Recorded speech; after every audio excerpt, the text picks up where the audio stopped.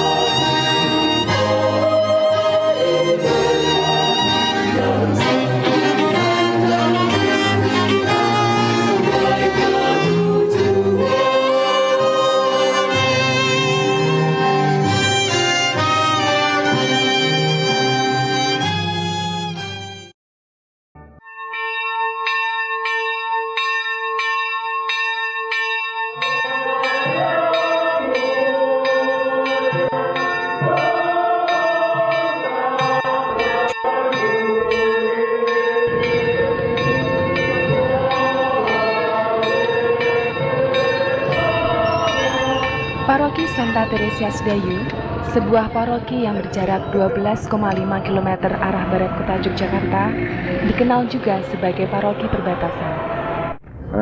Tentang Sedayu, yang saya tangkap pesan utama, bukan kota, bukan desa. Tempatnya desa, tetapi pola pikir orang-orangnya juga bukan kota, juga bukan desa.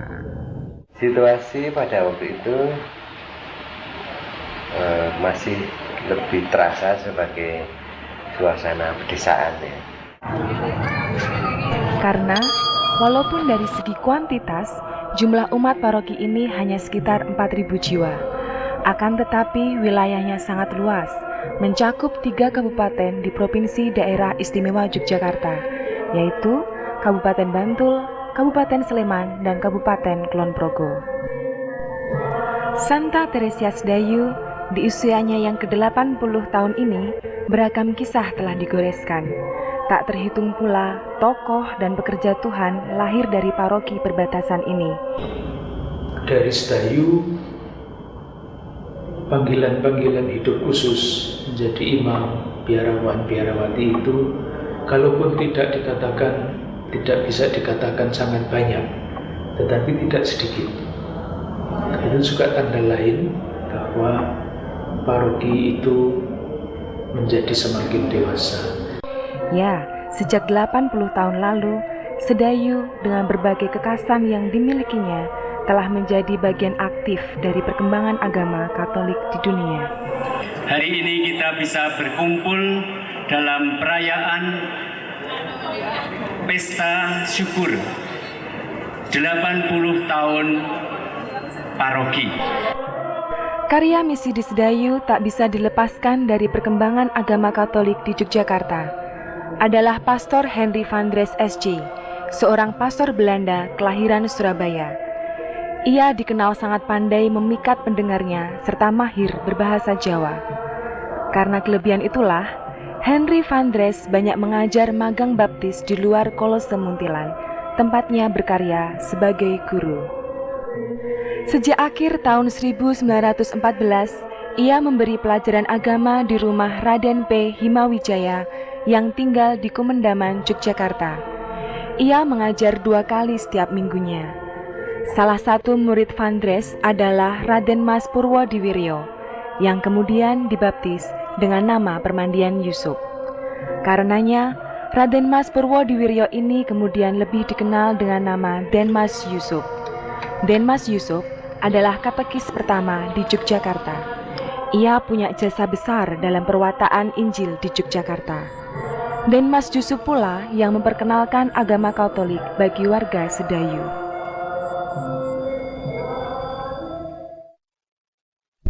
Awal abad 20, Stasiun Sedayu adalah akses penting bagi Sedayu dan sekitarnya, di samping jalan raya yang dibangun Dendles tentu saja. Melalui stasiun ini, anak-anak memulai perjalanan studinya ke kota. Stasiun ini juga sangat berarti bagi para pedagang, serta warga Sedayu lainnya.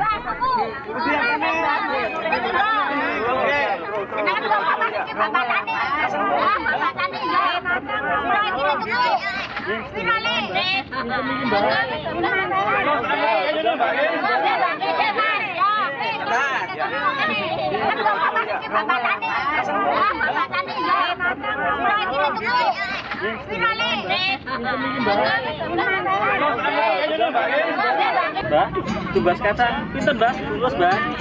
5 sen. Bawa sekedip. Tambah kiwo dan rokok. Jajan ora apa-apa.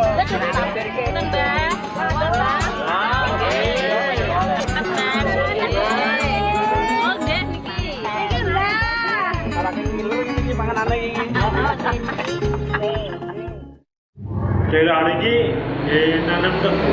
Nggih, nanam tebu. Menawi itu pantun mboten. Pantun wonten. Terus sak glebak tanami tebu, sak glebak malih tanami pantun. Pada masa itu, sebagian besar warga Sedayu hidup dari hasil mengolah ladang dan sawah. Beberapa lainnya bekerja sebagai buruh di perkebunan tebu.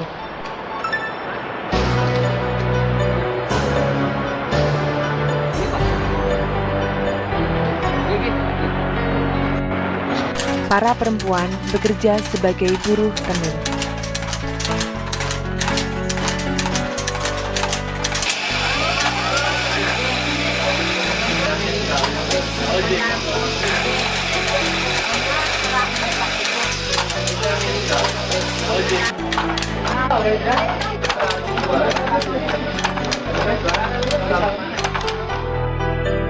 Sementara itu, di bagian selatan, tepatnya di dekat perempatan Sedayu, sebuah pabrik gula yang telah bangkrut menyisakan bangunan besar dan berlumut.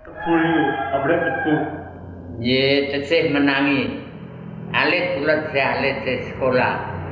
Bangunan, ye wonten perapatan nika, pabrik namun pabrik Sedayu. Pasar sing pasar iku napa? Nggih. Nika bekase tinggi pasar. Tepatnya ke ibu kecamatan sekitar. Melalui majalah Cloverbond, H. Bastiance SC menulis, kejayaan sudah tidak ada lagi. Yang ada sekarang adalah puing-puing. Siapa yang pernah melihat pabrik gula besar yang terletak di tengah desa menghijau dengan latar belakang Gunung Merapi yang menjulang megah? Pabrik gula itu tidak beroperasi lagi. Seorang turis yang pernah lewat yang tidak tahu keadaan sebenarnya atau berpikir bahwa ini kegagalan pihak barat, sementara mereka yang mengenal lebih dalam kehidupan orang Jawa yang miskin. Pabrik itu menjadi kenyataan yang menyedihkan. Orang-orang Sedayu adalah orang-orang yang miskin, dan untuk mengatasi situasi seperti itu dibutuhkan daya kekuatan yang besar. Ya, pada masa itu kemiskinan menjadi latar belakang kehidupan orang-orang Sedayu.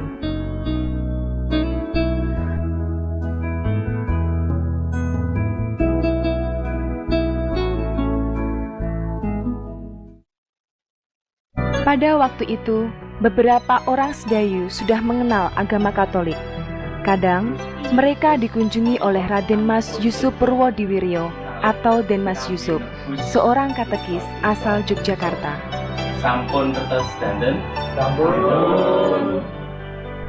Tahun 1923, Romo Rekso Atmojo SC datang ke Sedayu untuk memperkenalkan ajaran agama Katolik. Beberapa warga menyambut baik kedatangan Romo Rekso Atmojo. Akhirnya, mulai tahun 1924, Romo Rekso Atmojo SC dan Romo Kadohok SC datang ke Sedayu secara rutin.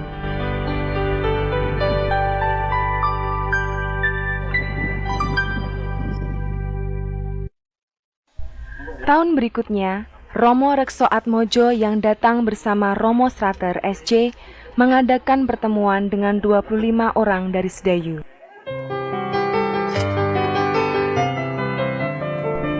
Mangun Darmo, seorang guru kejawen asal Dusun Gubuk, juga turut dalam pertemuan ini. Pada kesempatan itu, mereka memaparkan tentang ajaran-ajaran Katolik. Pertemuan ini disambut baik oleh warga. Pertemuan selanjutnya selalu diikuti oleh semakin banyak warga. Mereka bahkan meminta agar Romo lebih sering datang. Romo kemudian mendatangkan para guru agama untuk mengajar agama di desa-desa sekitar Sedayu.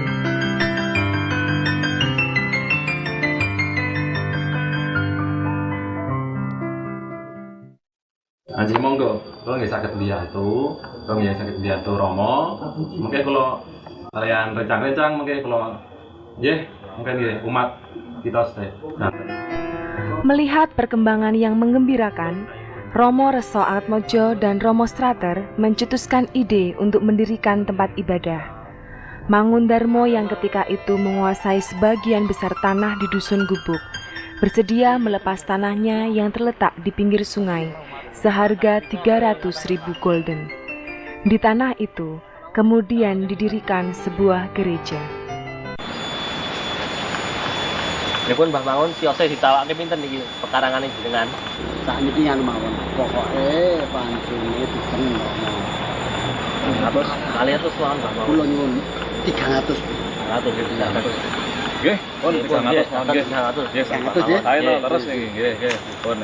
Matur nuwun. pang kali Mbah Mangun Darmo ini tesih menangi. Oh iya keras. Tiyangipun pripun niku, Pak? Galak keras wong itu ndek. Oh nggih. Mulak niku bener. Mucal agama. Agama. Nek ora menyang ya parani tenan. Pandani. Ini yo patuh apa. Mulai ngandani pripun, Pak? Kowe iki sesuk dadi opo? Nek dididik ape ora gelem. Sesuk kowe iki dadi wong tuwa luwi aku. Ora mungkin. Kowe iki nek dikandani arep dadi wong elek ora mungkin, mesti wong cara wong pinter dadi pinter. Ora ngantel sekolah ki ora mrai wong pinter dadi pinter, ora ono sekolah kok. Malah dadi bodoh ki ora ono. Mulane sekolah ayo. Ning kuwi mau Darmo. Nggawa bangkul. Kalih bangkul panganan ngelak apa ora? Ngarenaken ya pinter ngelak apa? Ngelak. Ayo diparingi nang risen. Acarane ngono. Lare-lare umur pinten niku ingkang diucal? Ngono. Oh, lare-lare awet. Dadi yen wektu-wektu wingi kuwi Rama. Kula nuwun. Oh. Monggo. Nuwun. Berkah dalam Romo. Dekat dalam Rama. Bangun. Ya wis kene. Heeh. Iya, melu jagongan kene. Nggih. Nah, niku wae Rama bab manekung atine wong Jawa, kuwi kawit biyen pancen Mangun Darmo adalah seorang mantan lurah. Ia juga adalah seorang mantan guru ngelmu yang mengajar pengikutnya dengan cara tersembunyi tentang ilmu mistik. Beberapa orang mengenalnya sebagai pribadi yang keras. Akan tetapi, proses jual beli tanah miliknya dengan pihak misi agaknya menjadi awal keterlibatan aktifnya terhadap penyebaran agama Katolik di Sedayu. Mangun Darmo bahkan menjadi salah satu tokoh Katolik pada masa awal berdirinya gereja Sedayu. Nyuwun pangapunten Rama. Bab dina kang kapitu. Dadi ing dina kang kapitu kuwi Gusti ora makarya. Ora tumindak apa-apa. Nah, kuwi padha ngaso, padha kanggo manembah marang Gusti. Sedina kuwi Gusti ngaso. Awake dhewe para manungsa juga uga kudu ngurmati dina kang kapitu kuwi ngaso dinggo sembahyang karo Gusti Kang Maha. Ngaten Rama. Ia juga dipercaya menjadi katekis propagandis. Katekis propagandis adalah seorang katekis yang dikirim ke daerah-daerah untuk membuka misi. Dengan bekal Rp15 per bulan, Mangun Darmo kemudian dikirim ke Gunung Kidul. Dan pada Sabtu Sepi, ia berhasil membawa 4 orang untuk mengikuti misa di Kota Baru. Mbah Mangun niku pernah diutus dados katekis teng Wonosari nggih. Nang Wonosari, terus nang Kokap. Ana aku ya krungu dikandani nang Kokap. In nomine Patris et Filii et Spiritus Sancti. Amin. Ekaristi pertama dilaksanakan di Sedayu pada tanggal 14 Januari 1926. Perayaan itu dihadiri oleh 180 orang. 30 di antaranya sudah masuk Katolik dan menerima sakramen Maha Kudus. Corpus Christi. Corpus Christi. Corpus Christi. Nika umat teng Sedayu niku tesih kathah sik dereng saged maca tulis. Nggih. Nah nika pripun saumpamane sadar bahwa sebagian besar warga belum bisa baca tulis, Romo Rekso Atmojo dan Romo Strater pun memprakarsai berdirinya beberapa sekolah untuk masyarakat umum. Akhirnya didirikan 3 buah sekolah, yaitu Folk School di Nglahartiwir, Folk School di Kaliduren, dan Fair Folk School di Gubuk. Goleki disekolahke, sing ora duwe-duwe kuwi disekolahke. Oh, mboten nyuwun ora ngerti. Romo tidak mubeng ngoten. Mubeng, dadi ngerteni umat sing ringkih-ringkih kuwi. Haris. Mau nek lo ya Romo Dawuh bertentangan arep di kayak nang Ambarowo. Mesus sekolah Ambarowo. Nang bapakku karo mbokku sing kawula. Ugi kelas pinten?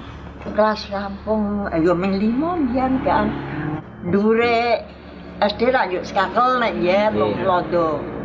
Skakel yo HIS, yo BHS, yo MHS.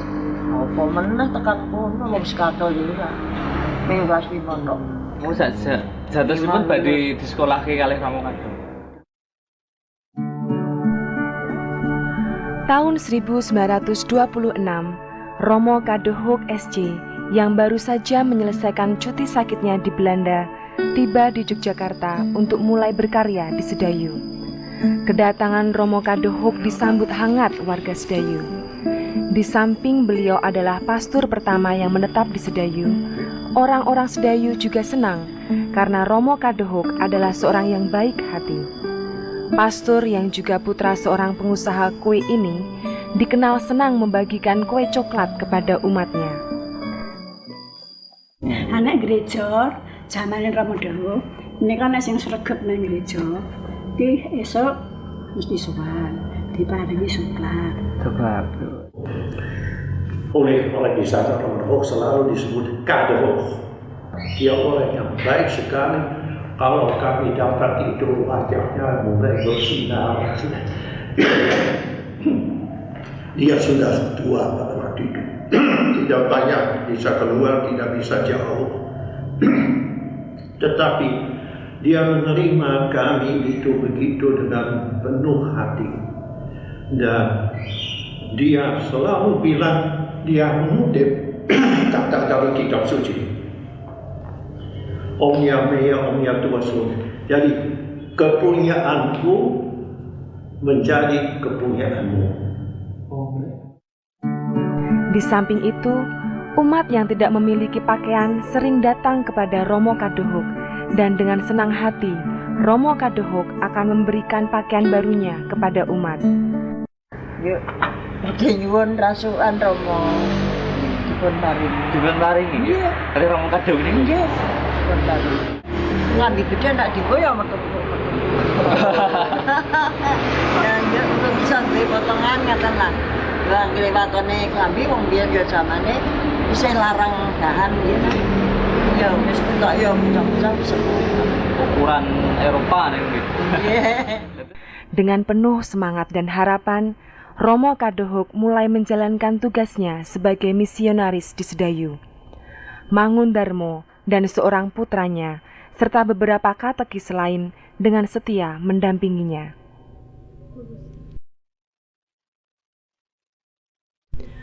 Romo Kadohuk tinggal di Dusun Sedayu, di sebuah rumah kecil, sama seperti rumah penduduk lain. Nah, sing teng Sedayu niku marep mulan. Sing mriki. Sing mriki nggih. Mriki. Oh mriki. Mriku sing marep mulan kidule ini Pak Pujo niku. Romo Dawuh pertama-tama lek rawuh teng mriku. Oh nggih. Pertama kali wonten Dusun Sedayu menika Panpun Bapak Marto Utomo Marto Dapar. Sementara itu, gereja yang digunakan sebagai tempat ibadah berdiri di bekas tanah Mangundarmo di Dusun Gubuk. Gereja dan pastoran yang menjadi tempat tinggal Kadohuk berjarak kira-kira 1/4 jam jalan kaki. Karenanya, setiap pagi Romo Kadohuk menyusuri rumah-rumah penduduk menuju gereja untuk doa pagi.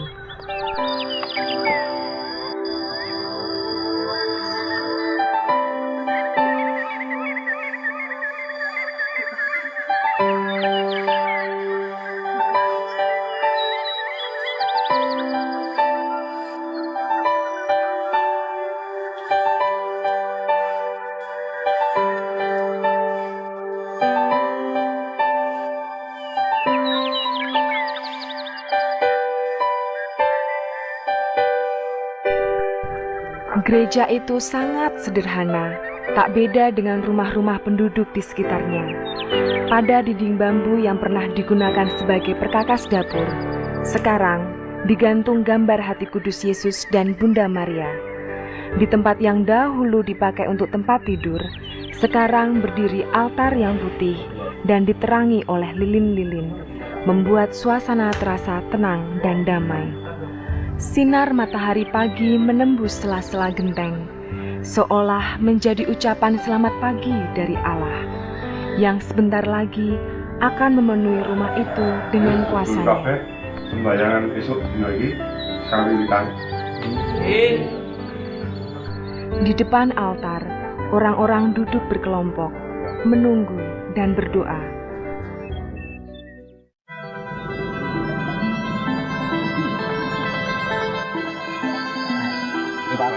Pada malam hari, karena penduduk baru pulang dari ladang jam 5 sore, Romo Kadohok berkeliling memberi pelajaran katekismus. Orang-orang itu mau mendengarkan Romo yang berjubah hitam panjang dan sudah tinggal di desa yang sepi dan miskin. Kan Joyo nih, Pak Ki. Monggo. Romo. Kadohok. Berkah salam.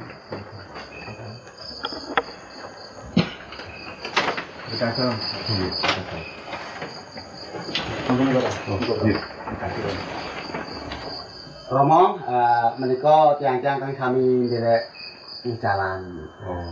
Iko Kak Tong, Kak Drik, Pak Iman, lan Sintot. Nek iki Joyo. nek wis ora sing tunggu kita wiwiti mulangan agama ing wong iki. Monggo.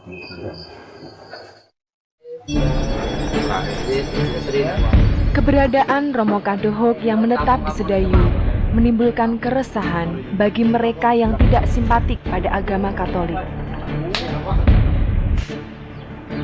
Mereka mengancam akan menghentikan para pengikut Kadohok dari pekerjaannya. Para wanita juga diancam tidak akan diberi benang pinta lagi.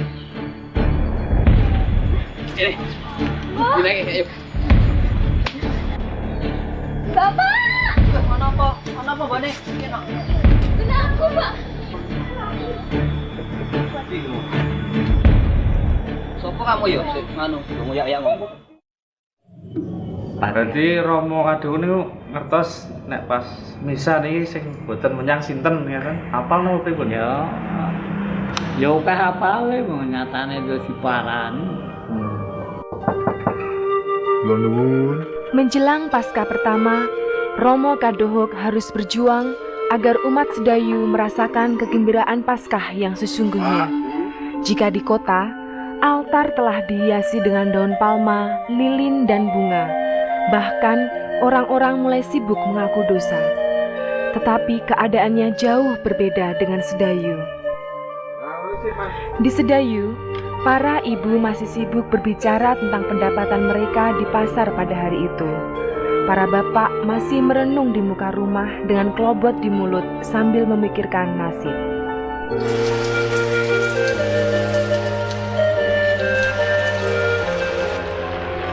Ada kalanya Romo Kadohok merasa putus asa, tetapi dukungan dari berbagai pihak terus menguatkannya.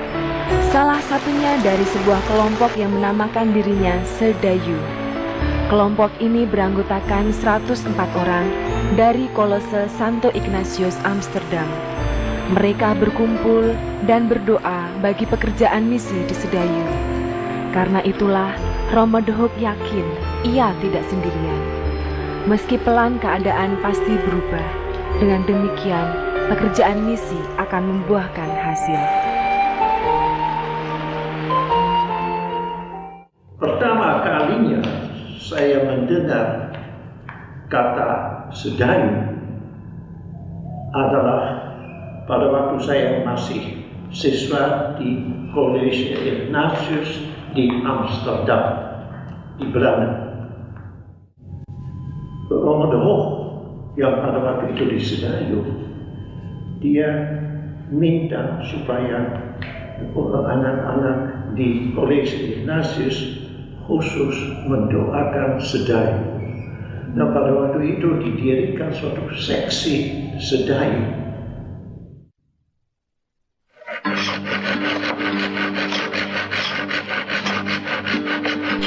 Dan benar, akhir tahun 1926, gereja dan pastoran baru mulai dibangun. Secara bergotong royong, umat mulai mengumpulkan bahan bangunan seperti batu sungai, batu bata, semen merah, pasir, dan lainnya.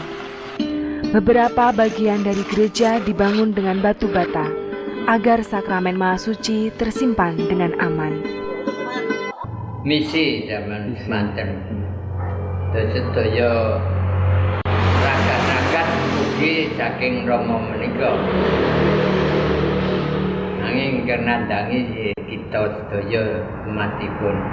Bulan Oktober 1927, bangunan gereja baru selesai dibangun. Gereja baru ini berukuran 7 x 17 meter persegi dan mampu menampung 600 orang yang duduk di tikar. 14 Oktober 1927, Adrianus van Kalken SC, Superior Serikat Yesus di Batavia, memberkati gereja baru yang dinamakan Gereja Santa Teresia Sedayu. Santa Pelindung Misi itu dipilih sebagai nama pelindung bagi Sedayu, karena pemberkatan gereja baru itu bertepatan dengan peringatan 100 tahun wafat Santa Teresia. Untuk menghindari konflik dengan mereka yang tidak simpatik dengan ajaran Katolik, pemberkatan gereja dilakukan dengan sangat sederhana. Hanya sekitar 200 umat saja yang hadir dalam perayaan itu. Dalam pemberkatan itu, Romo van Kalken mengajak umat Sedayu untuk selalu ingat pada anugerah sakramen Maha Suci. Romo van Kalken mengajak mereka untuk selalu mengunjungi sahabat yang setia itu. Wiwit ing dinten menika kita gadah sedherek ingkang setya injih Gusti Yesus ingkang tansah dumunung ing tabernakel. Sejak saat itu, Romo Kadohok tinggal di pastoran Gubuk. Kemajuan ini membuat Kadohok semakin giat bekerja. Dengan penuh semangat, Romo Kadohok melayani umatnya dibantu beberapa katekis. Ia juga sangat memperhatikan pendidikan umatnya. Beberapa umatnya disekolahkan. Beberapa yang lain bahkan ia ajari keterampilan khusus sesuai bakat yang dimilikinya. Gue nulungi keterampilan meneh cukur pemangkas rambut. Nah, pemangkas rambut iki kene sing ditulungi Pak Petrus Wajib Brojo Utomo, bapakne Suradiman kuwi. Diajari napa dikursuske? Hah? Diajari. Diajari kalian Romo Kadohok. Itu kok ke gunting kok kalah-kalah. Iki arep dicukur kepiye Pak Brojo? Lah, saya ini pun pripun Romo? Oh, nek aku iki sing isor iki dicukur dhisik, dientekke. Oh, nggih. Terus bar kuwi nganggo gunting sing iki jenenge coba dipuntek. Iki jenenge coba dipuntek. Niki. Oh. Nggih. Iki engko sponsor. Selain itu, Fairfax School, sekolah ongko telu atau 3 tahun di Gubuk, ia tingkatkan menjadi standard school, sekolah ongko 5 atau 5 tahun. Sejak saat itu, perkembangan umat semakin baik.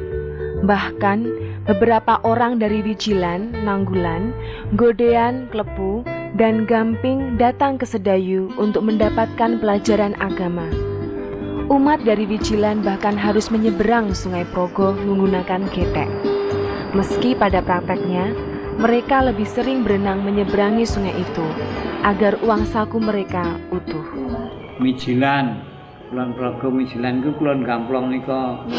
Nek tenda mriki mboten mboten dalan gedhe nyabrang Progo. Klambine sandangane di ngonoke sungai ta. Niku sandangane tak dicopot. Oke telanjang ngono terus makin nang wetan kayak di sore.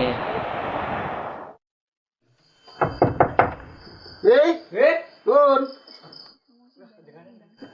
Iki dulur-dulur saka kulon padha nginep.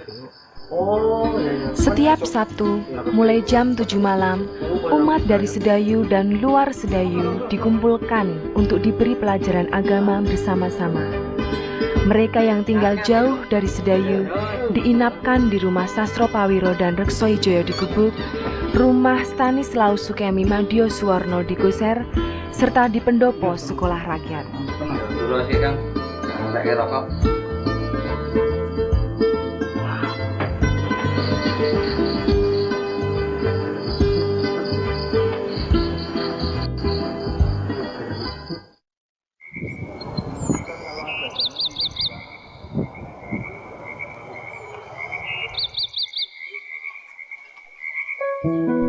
Pagi hari setelah mengikuti misa, mereka pulang dengan membawa uang sebenggol pemberian Romo Kadohuk.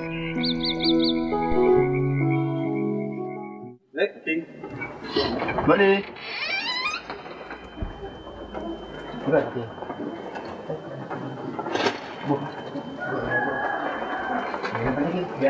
Nek sing di napa paringi maem barang niku sing wong saking Moncong Gubuk. Sampun saking mriki Kulon Progo. Niku mangke mrikane tesih nambangan boten nonton mrikine nggih. Agek merau niku mangke dipun paringi sangu. Yen dirika sonten dipun paringi maem mangke badhe wangsul ngaten. Kamu kasih. Meskipun kawan dosa amargi tempatipun mam iki dibagi-bagi kok. Tempatipun wonten kalenggen. Gene Mbah Petrus Setro Pawiro kalian Mbah Reso Wijoyo. Pundi niku?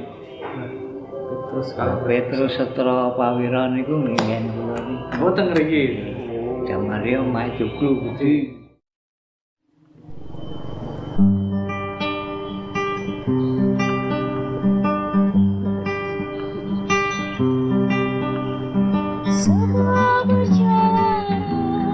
Selain di pasturan, Romo Kadohuk juga mengajar di wilayah-wilayah, terutama wilayah yang jauh dari gereja, di antaranya Metes, Demangan, Sumbersari, dan Kaliduren.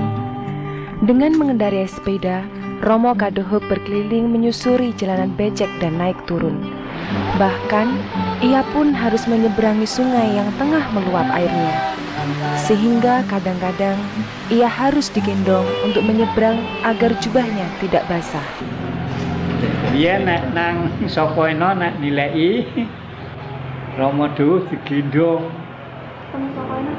Saka nyabrang to, ateles engko jubahe digendong. Jubahe sebenggol. Sing gendong sinten niku, Pak? Sing gendong nek ra salah mingen Kemis. Namine Kemis Joko Malu sekolahane kuwi.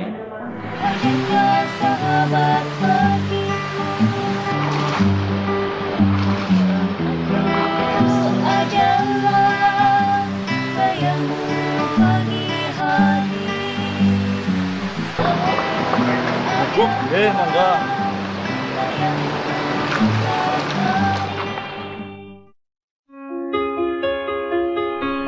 Dalam sebuah suratnya, Romo Kadohuk pernah menulis, Dia tahu bahwa itu bukan proyeknya sendiri, tetapi proyek Tuhan setia. Dia menjadi instrumen dari Tuhan.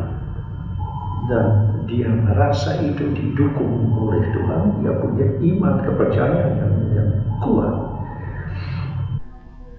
saking beratnya karya misi di Sedayu, bisa dipahami jika sekali waktu Romo Kadohuk merasa putus asa.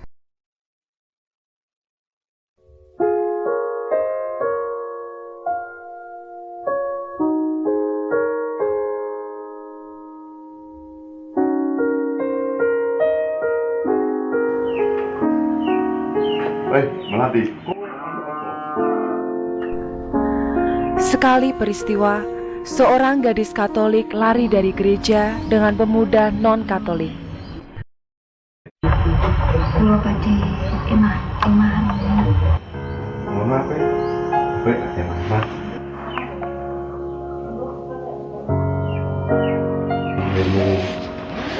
Mama.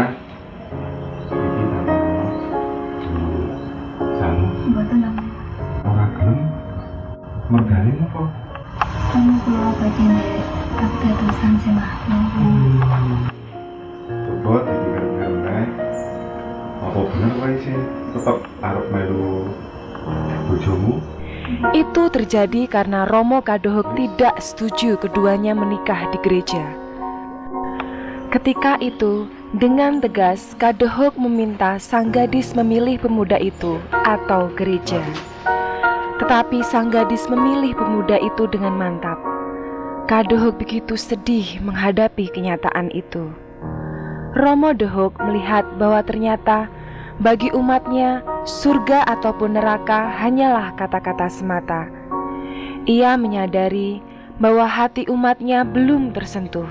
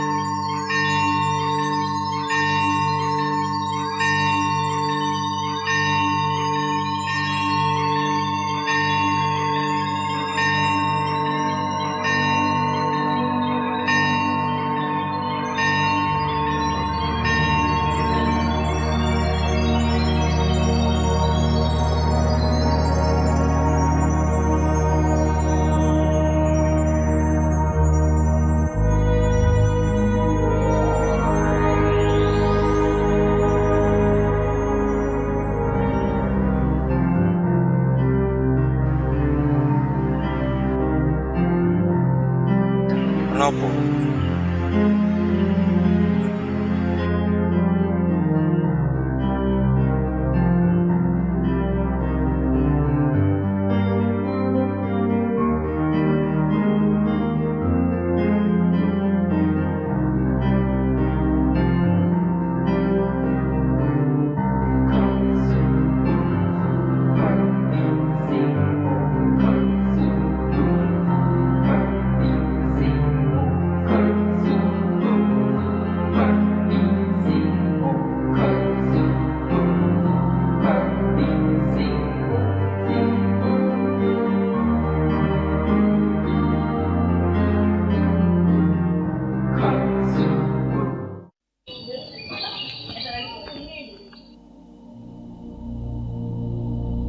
Tetapi akhirnya di kemudian hari, gadis itu kembali dan menyatakan penyesalannya.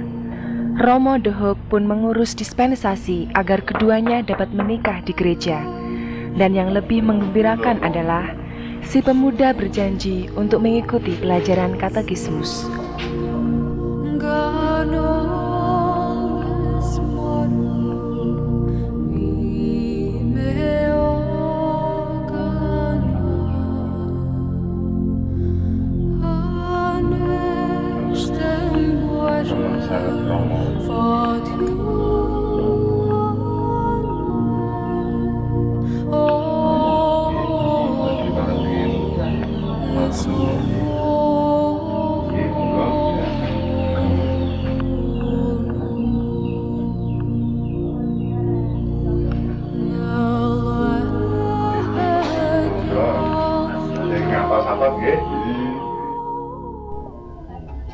Sementara itu di lain peristiwa, para katekismus banyak yang mengundurkan diri.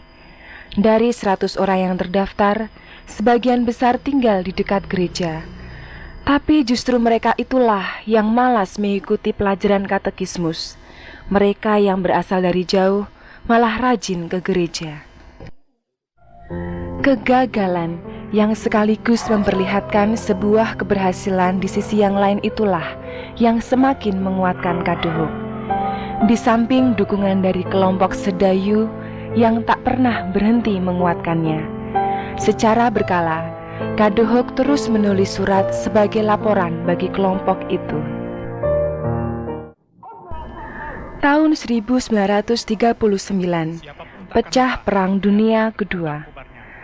Walaupun Belanda memihak kepada sekutu, akan tetapi para misionaris Belanda senantiasa menekankan agar umat tetap menjadi bangsa pribumi tulen yang selalu mencintai tanah airnya.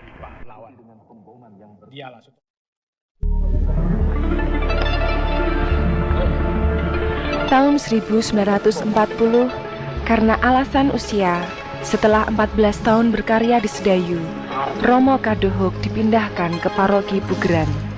Wis, Pak Mangun ngeterke aku terang ngene. Ngatos-atos nderekaken Romo. Ya. Karo tulung awat-awatono. Nggih Romo. Ya. Nderekaken.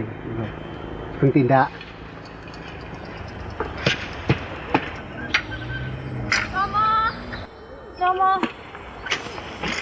Romo, tindak pundi Romo? Arep ning Pugeran. Saiki aku ditugaske ning kono. Aku ketes sak menika nggenipun tindak Romo. Oh, berhubung iki tugas. Aku ra iso nolak. Ya. Besok paroki Sedayu wis ana gantine. Nggih Romo. Sing tindak atas-atas. Ya. Oh, iya Melati. Aku pesen neng kahanan apa wae kowe aja nganti ninggalke Gusti Yesus. Sing ati-ati kabeh. Nggih Romo.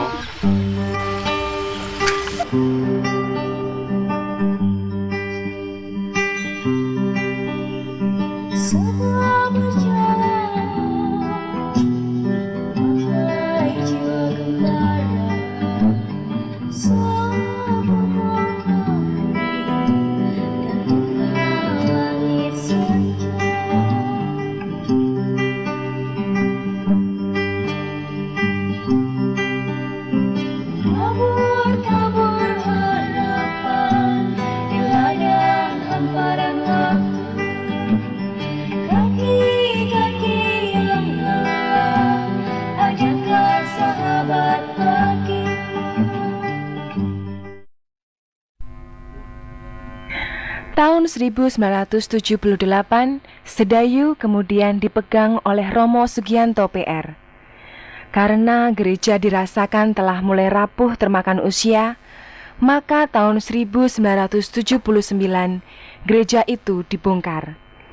Gereja mulai dibangun bulan April 1980 dan selesai bulan Desember 1980. Setelah selesai dibangun secara gotong royong oleh umat, gereja Joglo berukuran 18 x 18 meter itu diberkati oleh Uskup Justinus Kardinal Darmo Yuwono pada 28 Desember 1980.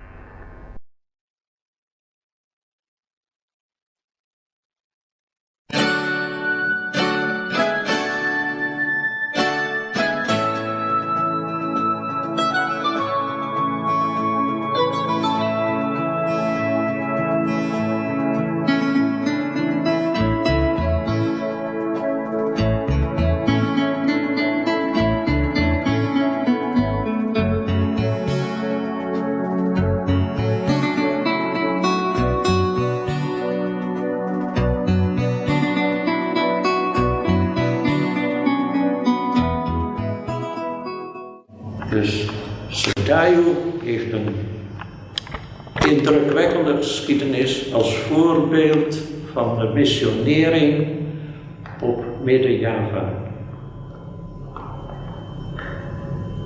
De bloei van Sedayu is te danken voor een groot gedeelte aan pastoor Kadohok en natuurlijk aan de zegen van God.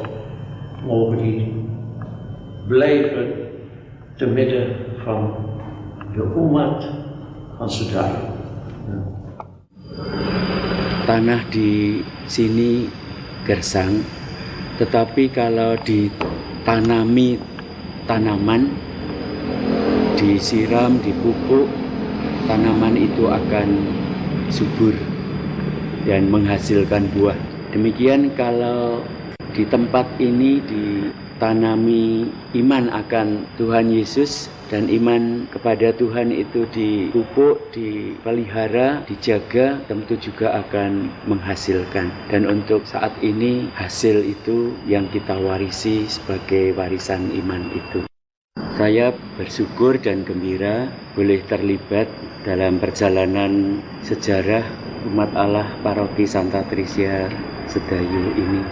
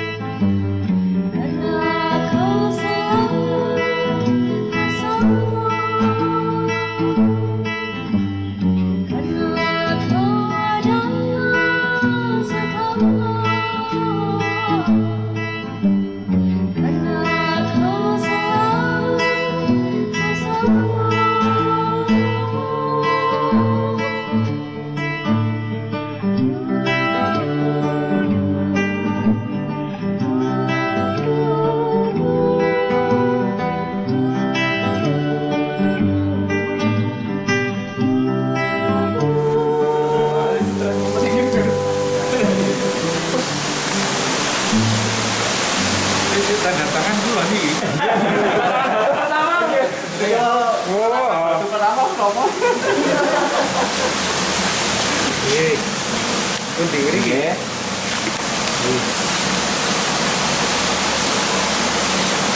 Nah.